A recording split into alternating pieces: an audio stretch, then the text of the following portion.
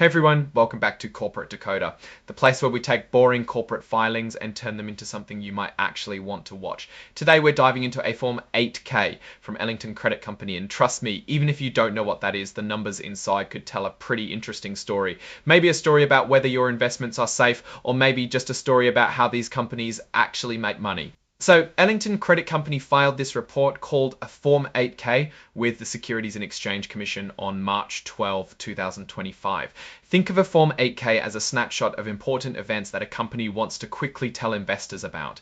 Usually it's about earning and big changes. The main thing in this report is their financial results for the quarter that ended in December of 2024. That's what we are really here for. Basically, the company put out a press release about how they did financially. We can see if they made money, lost money, and get some insight into what might happen next for them. The actual details are in the press release itself, which they attach to the report. Let's see what the numbers are saying. Okay, let's see some interesting details as we see further below they attached the press release. Let's get there. Here we are. This is the core of the filing, the earnings press release. The company's reporting something they call core earnings. We should focus on that to see what is going on. Core earnings attributable to common stockholders was $6.8 million or $0.440 per share. Core earnings are basically the real profit after taking out some temporary noise. So Ellington Credit made about $6.8 million in core earnings. The earnings per share number is how much of that profit goes to each share of the company's stock. A $0.40 fees per share, that's the important data point here. They talk about book value, let's take a look at that. 2 to book value is a way to measure what a company would be worth if it sold all its assets and paid off all its debts. This gives an idea of the company's net worth. The book value at the end of December 2024 was $9.04 per share. As of November 30, 2024, that number was $10.20, so that metric is down. They have a key financial data section. It's interesting, so let's dig in. All right, let's zoom in on the key numbers. We're looking at the 3 months that ended December 31, 2024 and comparing it to the same period last year. Net interest income is basically the money the company makes from its investments after paying its own interest expenses. It's a key measure of profitability for a credit-focused company like Ellington. For the 3 months ended December 31, 2024, net interest income was about $4.7 million. That could mean they're making less money from their investments or that their expenses are up. Either way, it's not a great sign. Next up, net income or loss. This is the bottom line. Did the company make money or lose money? The company reported a net loss of approximately $1.5 million.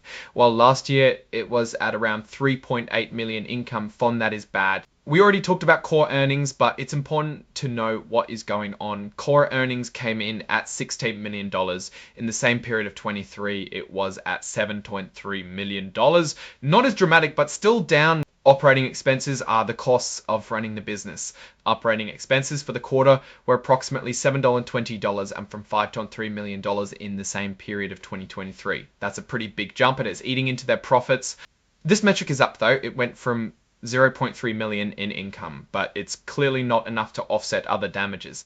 Now, let's look at some numbers that show a snapshot of the company at the end of December 2024. Total assets are everything the company owns.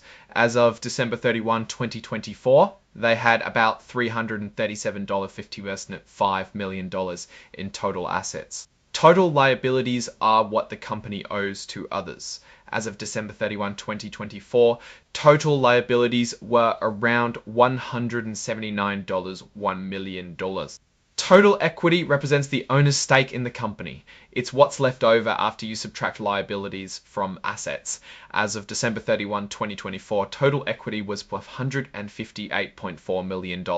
Finally, the company mentions they're having a conference call. This is where they'll talk more about the results and answer questions from investors. If you're really interested in Ellington Credit Company, you might want to listen in. And that is all about the filing tip. So what's the story here? Ellington Credit Company had a mixed quarter. Their net interest income and net income were down significantly, and their operating expenses were up. Their core earnings also took a hit. On the bright side, other operating income helped a bit, but it clearly was not enough. Overall, the numbers point to a challenging quarter for Ellington. This is concerning. A drop in income while expenses rise is never a good sign. If Ellington can't get its expenses under control, it could really hurt its bottom line. I believe the most important thing is the net loss. It's worrying that it went down so much compared to last year. I would rate this as a negative report. If you are invested, be aware of these numbers. This could be a short-term setback, or it could be the start of a longer-term trend. It's something to keep an eye on. That's all for this edition of Corporate Decoder. If you found this helpful, please like, comment and subscribe. It helps me to continue to make these videos for you.